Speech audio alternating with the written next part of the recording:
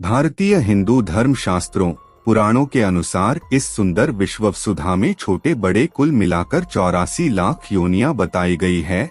शास्त्रों के इन 84 लाख योनियों में सबसे श्रेष्ठ योनि मनुष्य योनि मानी जाती है, क्योंकि मनुष्य योनि में अपने शुभ अशुभ कर्मों के कारण पुनर्जन्म जन्म की व्यवस्था भी है।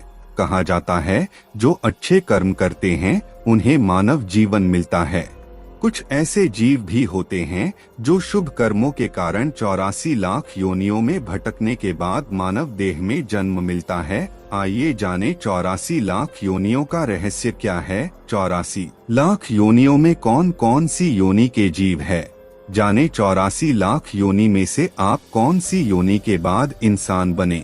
नमस्कार मित्रों, आप देख रहे हैं mysterious India TV channel. Video में आगे बढ़ने से पहले एक बार अवश्य लिखें जय श्री कृष्णा। मित्रों, धर्म शास्त्रों और पुराणों में 84 लाख योनियों का उल्लेख मिलता है और इन योनियों को धर्म के जानकार आचार्यों ने दो भागों में बांटा है। पहला योनिज और दूसरा अयोनिज। ऐसे जीव जो दो जीवों के संयोग से उत्पन्न होते हैं वे योनिज कहे जाते हैं। ऐसे जीव जो अपने आप ही अमीबा की तरह विकसित होते हैं उन्हें अयोनिज कहा गया। इसके अतिरिक्त स्थूल रूप से प्राणियों को भी 3 भागों में बांटा गया है।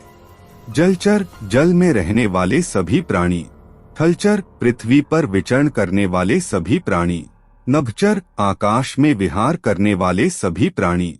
उक्त 3 प्रमुख प्रकारों के अंतर्गत मुख्य प्रकार होते हैं, अर्थात 84 लाख योनियों को प्रारंभ में निम्न 4 वर्गों में बांटा जा सकता है।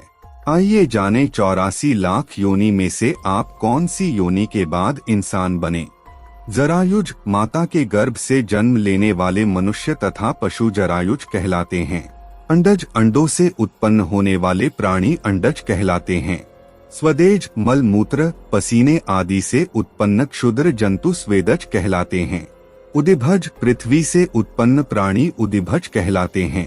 पद्म पुराण के एक श्लोकानुसार जलज नव लक्षाणी स्थावर लक्ष विंशति कृम्यो रुद्र संख्यकः पक्षिणाम 10 लक्षणम त्रिंशल लक्षाणी पशवः चतुर्लक्षाणी मानवः। अर्थात जलचर 9 लाख, स्थावर अर्थात पेड़ पौधे 20 लाख, सरीसृप कृमि अर्थात कीड़े मकोड़े 11 लाख, पक्षी नभचर 10 लाख, स्थलीय थलचर 30 लाख और शेष 4 लाख मानवीय नस्ल के होते हैं।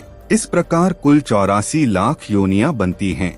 प्राचीन भारत में विज्ञान और शिल्प ग्रंथ में शरीर की रचना के आधार पर प्राणियों का वर्गीकरण किया गया है, जिसके अनुसार एक शफ यानी एक खुर वाले पशु, खर यानी गधा, अश्व यानी घोड़ा, अश्वतर यानी खच्चर, गौर एक प्रकार की भैंस, हिरण इत्यादि। द्विशफ यानी 2 खुर वाले पशु, गाय, बकरी, भैंस, कृष्ण मृग आदि। पंच अंगुल यानी 5 अंगुली नखों पंजों वाले पशु, सिंह, व्याघ्र, गज, भालू, श्वान यानी कुत्ता, श्रृंगाल आदि आते हैं। इस प्रकार शास्त्रों में कुल 84 लाख योनियों का वर्णन मिलता है। अब जानते हैं 84 लाख योनियां बनने का रहस्य क्या है। मित्रों, वाराह अवतार के बाद कई ऐसी योनियां धरा पर लाई गई जिनसे इस सृष्टि का चक्र बड़े आराम से चल पाए, पर प्रकृति को तो जैसे कुछ और ही मंजूर था। प्रकृति ने तो ठान लिया था ऐसे जीव को उत्पन्न करना जो शक्तिशाली हो, बुद्धिमान हो और कर्म प्रधान भी हो, और वही जीव मानसिकता की अंतिम शिखर पर पहुंचकर अपने मूल गंतव्य पुरुष में विलीन होने की क्षमता रखता हो। इन सारी योनियों की यात्रा केवल और केवल मनुष्य के उत्थान के लिए की गई। प्रकृति चाहती तो सीधे मनुष्य ही क्यों नहीं बनाया। यह विचार आपके मन में अवश्य घर कर रहा होगा, तो यह बताना हमारा दायित्व है कि अगर किसी को सीधे भारी चीज दी जाए जैसे किसी ऊंचे से पर्वत पर चढ़ना, तो क्या आप चढ़ने में सक्षम होते? नहीं। इसका कारण है आपने कभी भी पहले पर्वत नहीं देखा, ना कभी उस पर चढ़ने की कोशिश की, तो चढ़ना तो दूर आप अपनी जगह से हिल भी पाने में असक्षम होते। जैसे आज भी हमारे बीच में कोई ऐसा मनुष्य आता है जो विलक्षण कार्य कर लेता है, तो हम उसके पास दिव्य शक्ति होने का सोच लेते हैं। जैसे अंधों की नगरी में आँख वाले को लोग सहन नहीं कर सकते, इसी प्रकार से अगर सीधे ही मनुष्य योनि दी जाए तो उस मनुष्य का उत्थान नहीं अपितु पतन होता। इसीलिए मनुष्य योनि से ऊपर उठकर देव योनि में जाने के लिए और अपने अंतिम गंतव्य जहाँ से उसका उद्भव हुआ है वहाँ तक जाने की यात्रा का नाम ही शायद 84 लाख योनियों की यात्रा है। उसके बाद अनेकों ऐसी योनियां आई जो हर एक योनि में अपनी योनि से थोड़ी मानसिक उत्थान पर हो। ऐसे में बंदर आया जिसकी अगली कड़ी श्री हनुमान थे। उसके बाद अंतिम योनि यानी कि मनुष्य से पहले की योनि के रूप में गाय को उतारा गया धरती पर। गाय को आत्मिक दृष्टि से देखा जाए तो एकदम विकसित मालूम पड़ती है। उसकी आंखों में ममता, करुणा और स्वभाव स्पष्ट रूप से दिखाई पड़ते हैं और अंत में मानव का उद्भव हुआ, परंतु अभी तो वह पिछली 83,99,999 योनियां काट कर आया था, तो पशुता स्वाभाविक थी, इसीलिए वह पशु की समान ही रह रहा था।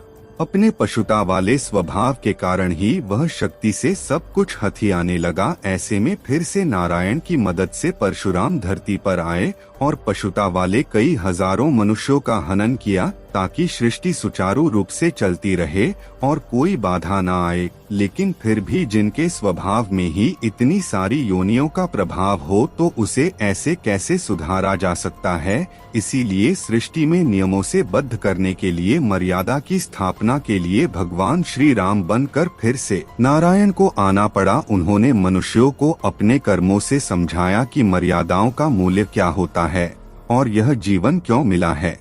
अपना कार्य करके वे चले गए। उसके बाद जब कोई संकट आता है, जैसे पृथ्वी से कोई प्रकृति को चैलेंज करता है, तो नारायण को आना ही पड़ता है, क्योंकि उसी के लिए ही उनका जन्म हुआ था। वह उनका कार्य है।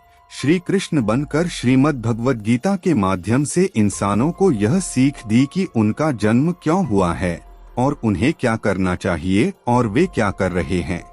84 लाख योनिया में सभी प्राणी अपनी इच्छा शक्ति के कारण बार बार प्रकृति में विलीन और उत्पन्न होते रहते हैं। यह सभी पूर्ण रूप से स्वतः ही सभी की अपनी इच्छा शक्ति के अधीन होते हैं। गीता में भगवान श्री कृष्ण ने मनुष्यों को कर्मयोग, रजगुह्य योग, सांख्य योग, भक्ति योग, ज्ञान योग जैसे अनेकों शिक्षाएं हमें दी ताकि हम अपना लक्ष्य ना भूले और अपनी मानसिक प्रगति करके जहाँ से आए थे वहीं पर लौट जाएं और फिर कभी भी आना ना हो। यही मोक्ष है और हर एक योनि का भी यही लक्ष्य है। जब तक वह अपने उद्भव की ओर जाने की यात्रा आरंभ नहीं करता है तब तक वह अज्ञानी है। तब तक कई जन्मों तक की यात्रा करनी ही पड़ेगी। तो क्यों नहीं पहले से ही संभल कर यह प्रगति विकास की यात्रा अभी से शुरू कर दे। तो कैसे करे इस यात्रा का शुभारंभ? तो जवाब स्वयं भगवान कृष्ण ने गीता में दिया है। अध्याय 6 श्लोक 43। तत्र तं बुद्धि संयोगं लभते पौर्वदेहिकम् यत्ते च ततो भूयः संसिद्धौ कुरुनंदन। अर्थात हे कुरुनंदन, ऐसा जन्म प्राप्त करके वहाँ उसे पूर्व जन्म के योग संस्कार पुनः प्राप्त हो जाते हैं और उन संस्कारों के प्रभाव से वह परमात्मा प्राप्ति रूपी परम सिद्धि को प्राप्त करने के उद्देश्य से फिर से प्रयत्न करता है। अध्याय 6 श्लोक 29। सर्वभूतस्थमात्मानं सर्वभूतानि चात्मनि ईक्षते योगयुक्तात्मा सर्वत्र समदर्शनः। योग में स्थित मनुष्य सभी प्राणियों में एक ही आत्मा का प्रसार देखता है और सभी प्राणियों को उस एक ही परमात्मा में स्थित देखता है। ऐसा योगी सभी को एक समान भाव से देखने वाला होता है। भगवान ने यह भी बताया है कि कैसे मनुष्य अपना मानसिक विकास करके मोक्ष को प्राप्त कर सकता है। अध्याय 6 श्लोक 12। तत्रैकाग्रं मनः कृत्वा यच्चित्तेन्द्रियक्रियः उपविश्यासने युञ्ज्याद्योगमात्म विशुद्धे।